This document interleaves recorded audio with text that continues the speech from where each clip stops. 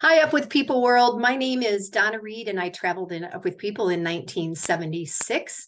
And this morning, for Paul Caldwell, just so you know, I have put one of my paintings behind me that actually has cactus in it because he thinks if we're in the cactus lounge, there should be cactus. So there you go. And my guest this morning, her name shows up here as Jessica Degraff. However, many of you know her as Jessica Rojas. So I think online she's got like 5 names. I'm not even sure. I know.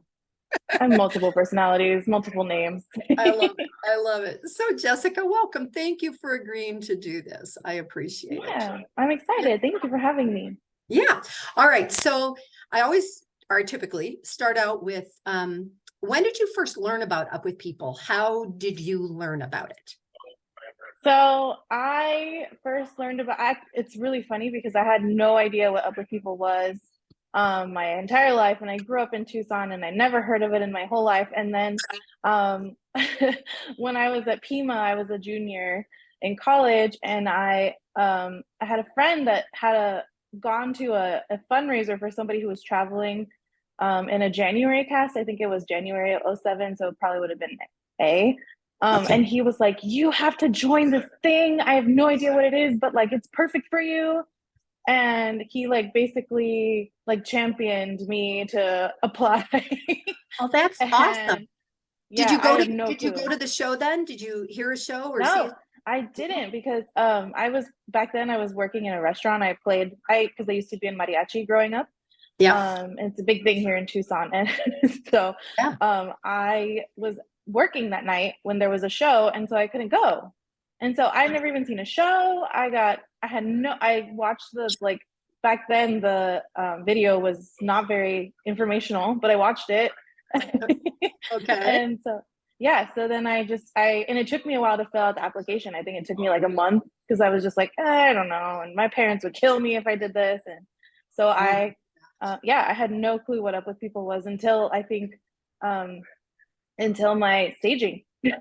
oh my Really. gosh, that's so funny. Okay, so I'm gonna state the obvious here. I would say that 99.9% of the people who are watching this know that you are blind, right? Right. So and you use the verb, I didn't see a show. And this is something that I found working with you when we were looking at houses, the way Oh that yeah. so I don't know I have no idea if you're able to see anything. Are you able to see shadows or tell everyone? So when you say you didn't see a show, you didn't hear a show, No, I right? mean, yeah. I mean, but to me, like to see something is to physically be present in what is happening. So like Okay. it's Okay. not like I'm watching something like physically, like Yeah. completely with my eyes, but I'm experiencing it and Got it. and I'm listening to it and I'm feeling. I mean, I'm using my other Yeah. senses to like experience something. And like I think the reason I use verbs like see because I have no vision, no vision. So I don't have any shadows or light perception. I can sometimes see really bright light, but it's a very, very, like very little. And I haven't seen very much of that since I was a kid. So um, Okay. I, I think growing up, I went to public school. I was surrounded by people who could see. I Yeah. didn't really know another blind person until I was maybe 16 or 17. And so I guess I just used that verbiage like everybody else Yeah. to No, no, freak no. people It's out. No, it's super interesting. And to be honest, everyone, I helped Kyle and Jessica buy their house, and she would tell me what her favorite color was. And I was like, how do you know that's your favorite color?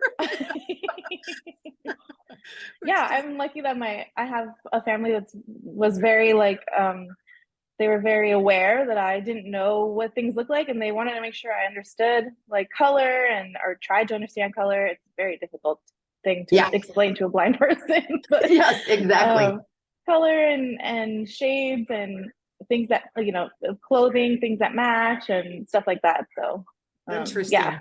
Oh my gosh, that's okay.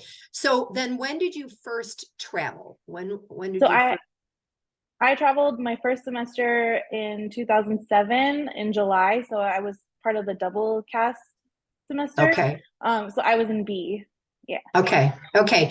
And then I am trying to remember when I met you because you already mentioned about the mariachi, and I was in Mexico City in 2009 with a Yeah, cast, and were you there with that group, I, Paul? I yeah, I was there.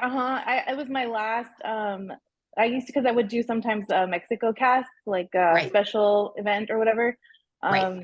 with 5 week tours, and so I think that was my last one that I did. Maybe Okay. Okay. was 2009. And Yeah. I remember hearing you hold a note for like, 37 minutes. Just It like, feels like yeah, 37 minutes.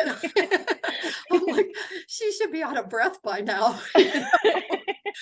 Type of thing. And it's also kind of funny. I just have to tell the people that are listening. So I have a friend, Jesse Rojas, who actually is also a mariachi, Jessica. And I was sending Jessica a message about this interview, and I sent it to Jesse.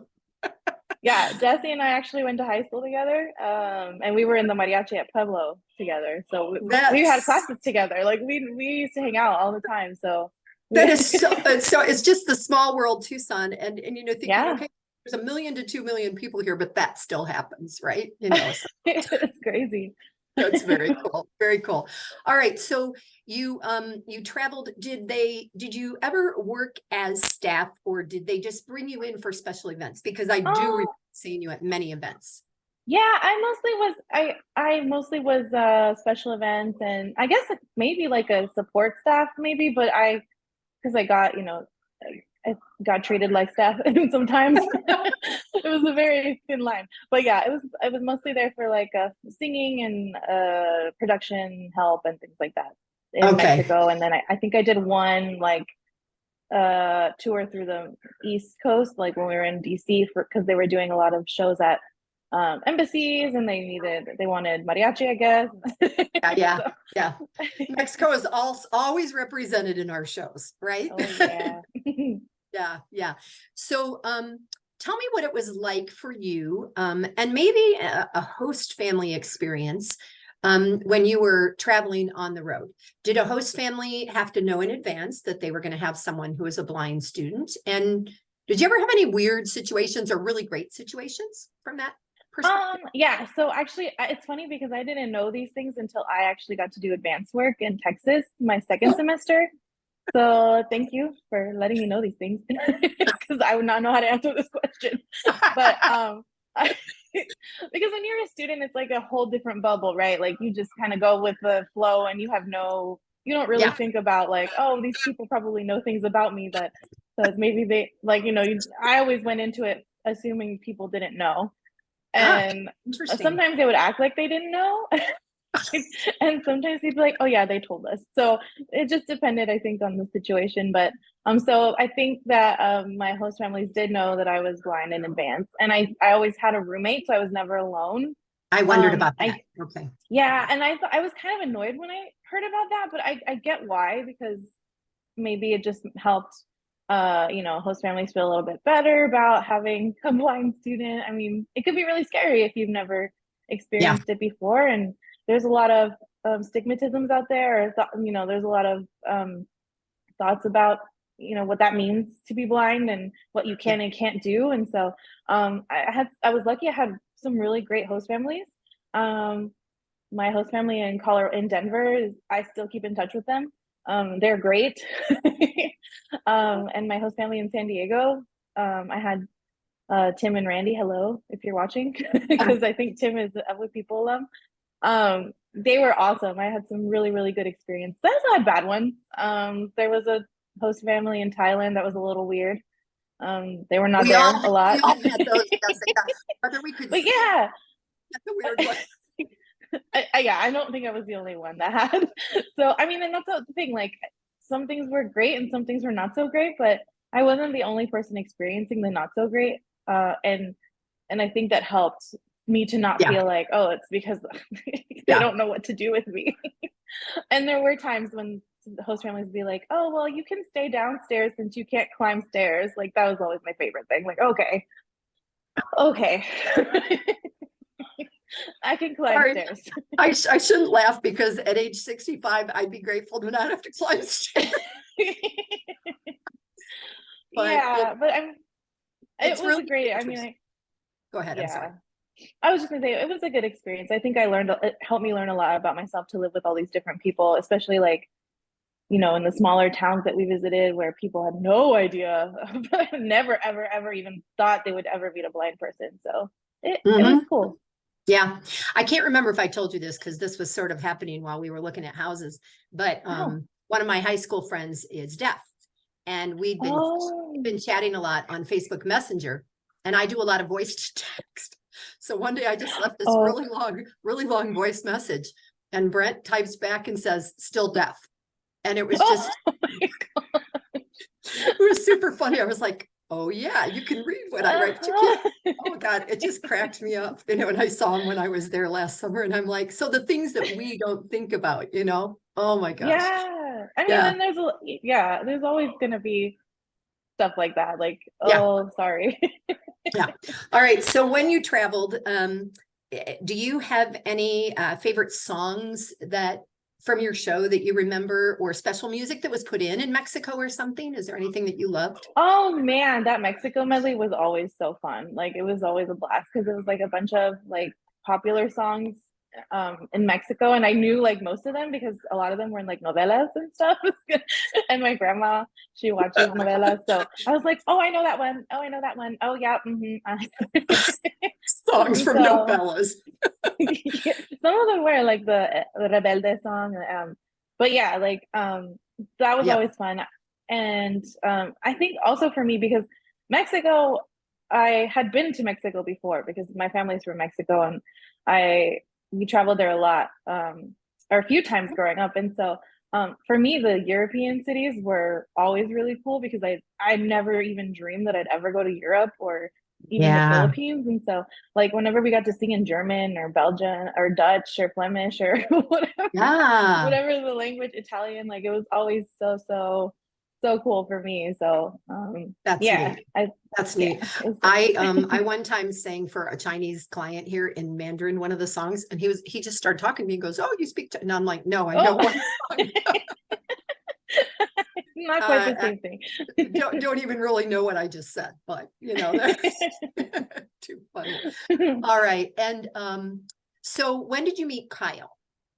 So I met Kyle in 2008. We traveled together in it was '08, so it would have been January. And I Okay. think he was one of the first people I met because I will I don't I was we were at the Sherman Center, and I don't know why I was going in the elevator. I don't know why, but for some reason somebody was like, you need to take the elevator. And usually I was sometimes I would argue, but most of the time I was like, okay, fine, like whatever. So I and he was going in the elevator, and he was like, "Oh, I'll help you in the elevator." And I was like, "I really hate elevators, but okay." Because I don't like elevators. They freak me out actually. And so yeah, we met in the elevator at the Sherman Center. That's And I funny. guess we never looked back. Oh, that's awesome. That's awesome. And for those of Yeah, but you that don't know, Kyle Degraff's parents, Chris and Kathy, both traveled and met and up with people. I'm going to say without knowing for sure, but I'm pretty sure they did. That yeah, they're part of this whole legacy gang. And did Kyle's sister travel also? I think yeah, I think she yeah. traveled in A07. Okay. Okay. Around the same time. So Yeah. all right. So fast forward, you've helped at reunions. I've seen you at different reunions and things Mhm. like that. And tell everybody what you're doing now. What do you do for work now? So I work at Savvy Services for the Blind here in Tucson. We're basically a rehabilitation center for people who are blind and visually impaired adults. I teach Braille, so I teach people how to read and write Braille, which is the code that we use as blind people to read the dots. And so I do that, and I also sometimes teach independent living skills, so cooking, home management, and things like that. And I also work sometimes in the children and youth program. So on the weekends, on Saturdays, we do events for some of the kids in the community that are blind. So, for example, I didn't go to this because I don't know why, but last weekend we took them to the pumpkin patch. I think I was out of town. Oh, last weekend they took them to the pumpkin patch and they got to pick pumpkins and then, do all the corn maze and all this stuff. And then they went to Peter Piper and had pizza and just, Nice. had a cool outing with their families. And so, yeah, it's a really cool, I never would have thought if you had asked me when I was, because I think when I traveled, I was like 2021. Right. So I was young, very young, and I would have never ever thought that I would ever be teaching Braille of all things to adults of all people. Yeah. Did you learn Braille as a young person? Because you talked about going to public school. So Yeah, so I did. I learned Braille probably in like the second grade. And then I was pretty good at it for I was pretty good at it. it's really it's so important for people who are blind to know Braille because it's really our only form of literacy. I mean, even if you have a computer and you can read audiobooks, it's not the same thing, It's it's like if Yeah. you didn't know how to read print, but you listen to audiobooks all the time. Like people would be That's like, true. "What? Why don't you know how to read?" And it's kind of the same thing. And so that's part of my job is to try to convince people that it's really important for them to know. Right, right. Because yeah, you don't want to be illiterate. Okay, no kidding. So when I send you a Facebook message, how do you get Uh-huh. that message? Yeah, so I have an iPhone, and so on the iPhone, there's a setting in the accessibility settings called VoiceOver.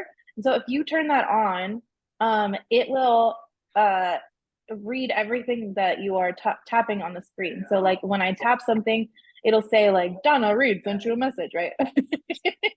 And so then I can read the messages, I can scroll through them, and then I can actually type in the text box because well, there's two ways I can do that. So the first way is I can tap the letter and then double tap it and it'll type it into the text box and it'll say it as I'm typing so that I know where I am on the screen. But Okay. another cool thing that I learned actually during the pandemic, because we were still working during the pandemic and it was virtual, and I was trying to figure out ways to connect with my students that didn't have Braille materials because we didn't always have a way to give them materials, and a lot of them are in rural areas in the state, and so everybody had to go home. So I taught myself how to do the Braille screen input. So basically what that means is your screen turns into like a Braille keyboard. So Oh, your cool. your your hands are like this, like they're on your screen and you're typing the combinations of Braille dots using your fingers on the screen. Wow. I've Yeah, always wondered. No, first of all, yeah. it's exhausting. It sounds like a lot of work. It's not. Once you get used to it, it's actually really easy to do. Way faster Nice. than touch typing and figuring out where your letters are. Because man, that can take Yeah, forever. yeah. You can also dictate too, but sometimes I don't want to be like I'll be in my class and typing, and I'll be like, I don't need everybody to hear my messages right now. So Good point. Yeah. I think we all need to be aware of that. Because yeah, we all send messages. Well, like this morning, I sent you the number 5, like with a little 4 next to it, like oh yeah, I was so confused. I was like, is that a 5 to the code or 4th something? power. That I had no I idea had what that meant. So no, I'm me glad it was neither. an I was like, accident. well, I don't even know how I did it. So there you go. There you go. Yeah, So, I do that all all the right. time. So And you and Kyle sing a lot. yeah. Do I understand, are you singing at a church right now together? Yeah, so we are actually singing. So we're singing at Casa Sadove's United Church of Congregational Christ? Church of Christ. Congregation. Yeah, yeah. On Yeah, Oracle Road, right? yeah. And so Okay. Kyle actually gets paid. He's a staff singer. I'm not, but I go because Why not? yeah, I got nothing else better to do. So we sing there on Sundays, and then we also sing with the Tucson Masterworks Chorale. We are both staffed there. So actually, our concert is coming up on the 19th of November. Is that a I'm holiday terrible. one? Is that like a big? It's kind of a holiday that's called Songs of Peace. It's actually quite up with people-esque if you think about it. Nice. So they're doing a bunch of songs that talk about peace. And for example, we're doing one from considering Matthew Shepard, who was Ooh, the guy in Wyoming that passed away, was very yeah. brutally murdered. And they like wrote this whole concert, or I don't know if it's a musical. I don't know a lot about it, but we're singing a song from that piece. Nice. And yeah, it's lots of things like that. It's gonna Very be really cool. good. It's gonna. I wish I had more information. I know it's at 3 at uh Grace St. No, Grace Somewhere. St. Paul's. Grace St. Paul's Episcopal Church. Thank you, Kyle. Oh, see, Kyle's in the background, you guys, in case you've been hearing another voice. He's working on another computer and I'm just pretending Yes. he's not there. Kyle. I know. Same. Me too. It's funny. Yes. So Grace St. So, Paul's Episcopal Church, 3 o'clock, Sunday, November 19th. okay, very cool. Very cool. And I also, didn't you just do something with Tommy Spalding again? Yeah, we just sang for Tommy Spalding, his women's leadership retreat. Nice. It was last Thursday actually, in Scottsdale. We did like Okay. a whole show. It was really fun. I really like. It's really cool working with Kyle because we're both really good at like putting together. He's really good at putting together like a show and like making it. And he's really good at talking to people. I'm not always so great at talking to people. You're pretty darn I good, girl. Yeah. Oh, thanks. So Yeah. he's really really good to. It's really fun to work with him, and it helps that we like each other a lot. So that Well, there's that. lots of duet singing and yeah, very cool pieces that we get to do when we don't have to sing with churches and Yeah. Yeah. community choirs, and we can have a little Well, bit more fun. So I have asked my pastor if I could I'm going to call it a sermon, but I can't really do a sermon. I can just talk. And if I do it, I'm going to ask you guys to come sing oh yeah, because, we'd love to. yeah, because I really want to do some of the things related to what's happening in our world and how it compares biblically. And there's so many Up With People songs that go with that. And I'm like, I'm going to ask Oh yeah, just so so many. it may not happen till the winter months because of another knee surgery for me and stuff like that. But Oh no. just put it in your little brain that I might be. Yeah, I will pass it along. Yeah, might be doing that. So, all right. I also want to ask, because I almost ask everybody this. Do you have a favorite place that you traveled? Oh man. Okay. I mean it's hard for me because every place that I went to was so different, and I enjoyed all of the things that I experienced, whether they were good or bad. But I think my favorite place is probably Italy. Okay. I was really happy because the first time we went to Milan, and I was so jet lagged that I don't even know if I remember it. It was it was my first time out of the country, and it was so like overly stimulating that and then I got really sick towards the end of the week, and that was another story. But but it was so cool. Like my host family was so awesome. I had 3 really cool roommates that week, and we got to sing in Italian. I got to sing Up With People, Viva la Gente, and it Yeah. was so fun.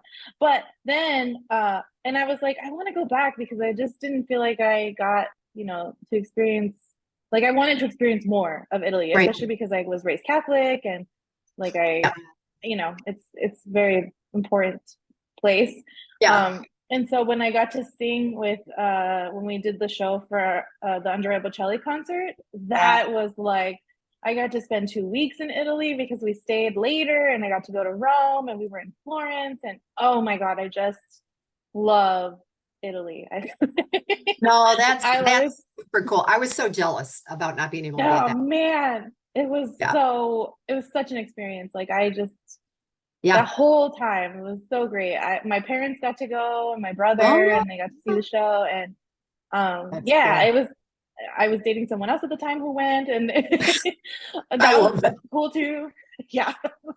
But it was such a cool experience for like my whole family to get to go, and it just happened so fast. But I'm really glad that I Yeah. got to experience it with them, and then we stayed and got to go to Rome and got to meet the Pope, and I never ever dreamed in my whole life that I would ever meet the Pope. So Very. I Yes. Up With People does afford some opportunities that one would never expect. Right. Oh my gosh. Yeah. I mean, Yeah. if you had asked me on the day of my high school graduation, if I thought that I would be here, I'd be like, I don't know. Yeah. No, Maybe I'll go to Tombstone. to travel to Tombstone. To travel maybe I'll go to California. I don't know. Like it just Oh, never, I always wanted to travel the world, but I never thought I would actually ever get to travel. So what it was, an I'm, what yeah, an I'm really glad awesome, I got to awesome experience it. opportunity. And now I want to go back to something unrelated to Up with People, but related to something else that I've learned about you and that you already mentioned is about cooking and recipes. So once again, there is me who doesn't really measure anything, and I never know where my spices are. And as you were looking at your kitchen and buying your home, it was very important for you to know where you could put things because you like to cook, right? Yeah, yeah. So so how do you, by the way, we just got the 10-minute warning, just so you know. Oh, Where, okay. how do you organize your space? And particularly to me, the spices. How do you organize the spices? Do you even Yeah, know? so it's still kind of a work in progress, but my spice drawer is beautiful. I love it. So basically what I did is I got like these little mason jars Mhm. for my spices, and I labeled them with the name of the spice in Braille, and then my mom, she put a print label on the bottom because Kyle's here and he doesn't read Braille. He doesn't He's read working Braille, on it. so he doesn't know what He cinnamon doesn't is. know, Right. but also like, Chris and Kathy, when they come to stay with us, they will Yeah. probably want to cook. I'm sure Kathy will want to, and Yeah. she might want to know what spices are which, so it should not just be a secret for me only. So Yeah. we made these braille and print labels, and You then can I mix I them put them in all a up.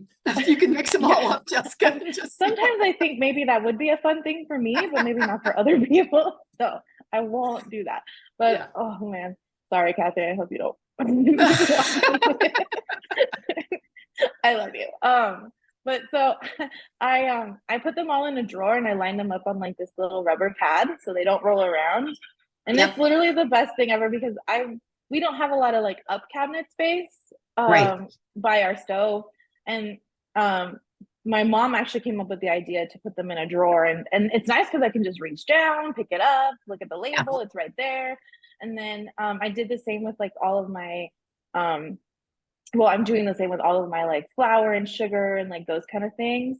Okay. Just making labels and just labeling everything that I can. And then eventually my pantry, right now it looks like a mess, but eventually I'm going to organize that so like everything is in a specific place because it's just nice to like, I could search for things and it's fine. I mean, things were not always organized growing up in a way that made sense to me. So I'm Right. used to that.